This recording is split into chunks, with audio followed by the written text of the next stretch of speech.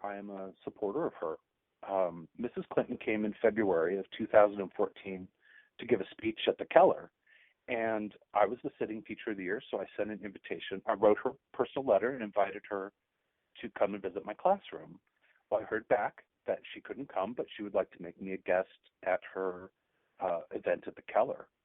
So I went expecting just to see the speech, but in fact, they took me into the reception area, which was pretty mind-blowing for a basement room special education teacher to go from work to the reception for Hillary Clinton. And I was kind of standing in the side of the room because the room is filled with, Governor Kulongoski and the presidents of universities, and Norma Paulus was there, and I'm a nobody. And Governor Kulongoski introduced himself. He saw my name tag, and thank goodness for him. He kind of took me under his wing and shepherded me around the evening. But towards the end of the event, there was a photo line, so people were getting photos, and they had been given an ID to get a picture, and I did not have that. So as the room kind of dwindled, I asked one of the Clinton staffers, I don't know what I'm supposed to do. And she looked at my name and said, "You're Mrs. Clinton's guest. You're doing something different." And they slowly, everybody had their pictures taken. Something different. I had no idea what. I just stood there and waited to see. As I said, I'm on a wild ride, and sometimes I'm just holding on to see what happens. But as the room, as they got everybody out of the room, Mrs. Clinton had a few minutes before a speech for downtime and, just to get her thoughts together. And instead, she spent that time with me. I was one of the last people that was in the room, and they took me up and had a picture. But Mrs. Clinton had read, I believe, all of the news reports on my classroom. At that point, it was all very positive, Teacher of the Year. And the fact that I was the only special education teacher to win this award. But there had been articles about my classroom before, about the prom we threw and the books I write for autistic people. And she knew about all of that. So Mrs. Clinton, first off, had done her homework and read everything there was about me. For whatever reason, I don't know, except the woman did her homework.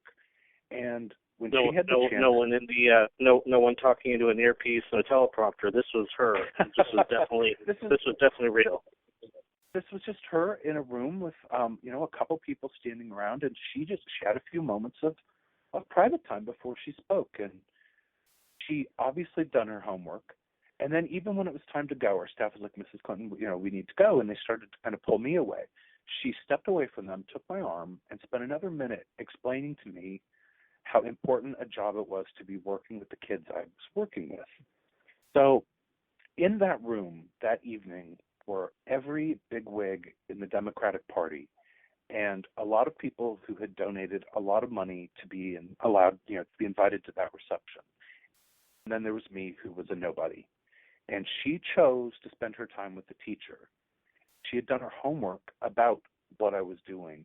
And it meant the world to me, because it showed me that we need to keep talking to our elected officials if we want our stories to be told and if we want them to stand up for us.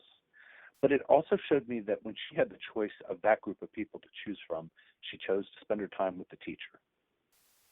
And that changed how I viewed politics at that level. And when it came time for the delegates to be elected, I put my hat in the ring, because I can completely say I support that woman 100%. Taking your personal experience with Hillary Clinton into account, how would she be as the commander-in-chief? Is she presidential? Would she have a commanding lead over the various crises and issues that this nation faces, everything from homeland security to the border crisis, drugs, crime, the LGBT issues? How would Hillary Clinton fare into the various issues that this nation faces as commander-in-chief? How would Hillary handle it? I believe that she's already proven that she's the most qualified person to run for president in my lifetime. The fact that she has been Secretary of State, I believe, moves her head and shoulders above the rest of the people. Now, mind you, I know that Fox News has had 25 years to lie and pound a message into the ground about her. But the simple fact that she is still standing and that she is stepping forward and moving forward through all of the grief that the right wing throws at her. It shows me that this woman has a stamina and a steel backbone unlike anything I've ever seen in a politician. I have had my time in the spotlight, that withering glare of the media attacking you, and it is exhausting and painful, and it hurts to the core.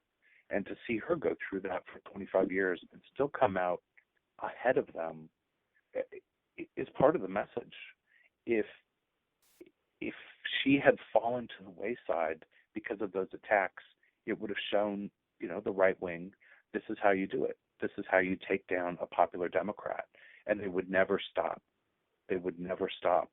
So she's not standing up just for herself. I mean, she's standing up to show them that they are not going to destroy, progressives in that way, that we'll fight. I can't think of a stronger message that she sends except the fact that she's still there and she's still superior to them by being able to move forward. Now, are you aware that there are confirmed stories that President Obama will make a formal declaration of endorsing Hillary Clinton for president sometime this week? And taking it one step further, he will become a staunch advocate on the road, on the campaign trail. He will be the campaigner-in-chief for Hillary Clinton, and this has been confirmed. Is that the right call for President Obama to bring things full circle from their prior run against each other in 2008 and then working together when she was Secretary of State? That's the right call for President Obama.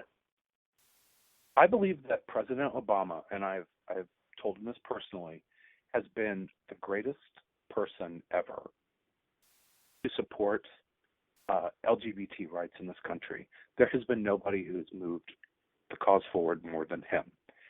I believe that he sees Hillary Clinton as the person to carry that mantle. I believe that he knows that there is no other option at this point. I mean, Mrs. Clinton has sewed up the delegates. I appreciate that President Clinton stayed out of things while the delegates had their chance to vote and while the people had their chance to vote. And in fact, if you look at me, I also stayed out of politics until Oregonians had voted.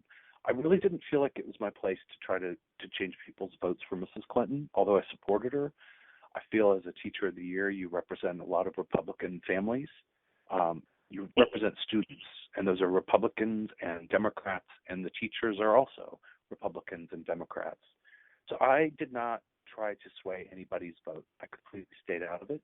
And in fact, I made it public that I had told Mrs. Clinton to her face if she needed a teacher, I was there to support her. But I've also met with Bernie Sanders' staff, and I had told him the same thing, that I was there to support him for progressive education, and I was at his service.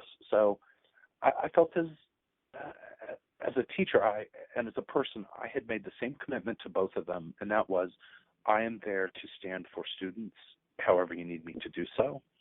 But I didn't feel like it was right for me to step out and try to influence anybody or to even act on anything because I had made the same commitment to both candidates. But I believe Oregon's voted now, and I have the right as an independent person to step out.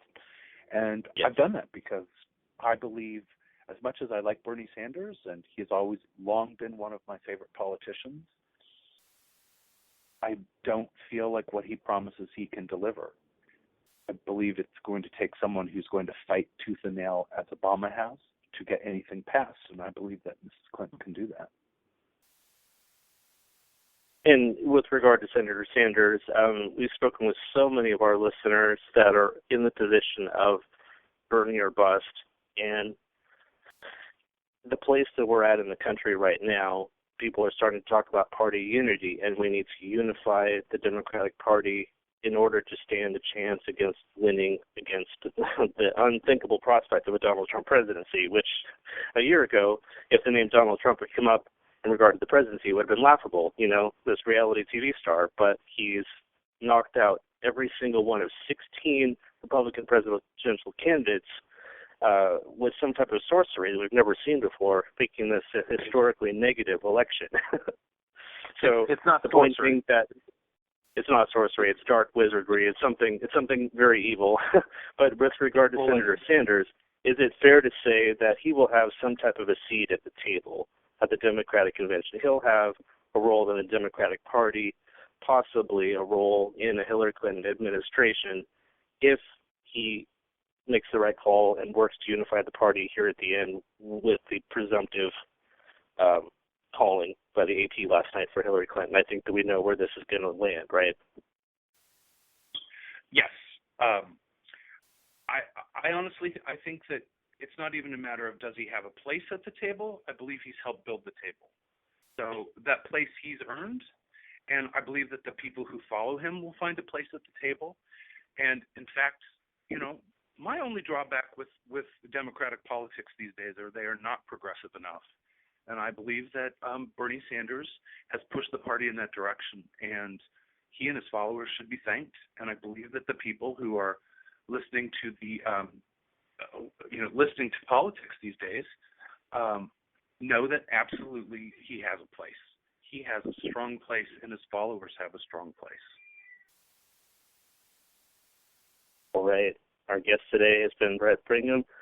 Brett, we're going to be doing a show called No Hate, which is launching very soon, which is going to be focused on LGBT youth. So in closing, I want to give you an opportunity to speak directly to those voices, to the LGBT youth, whatever you would like to say to them, speaking from the heart. I have a good message for them.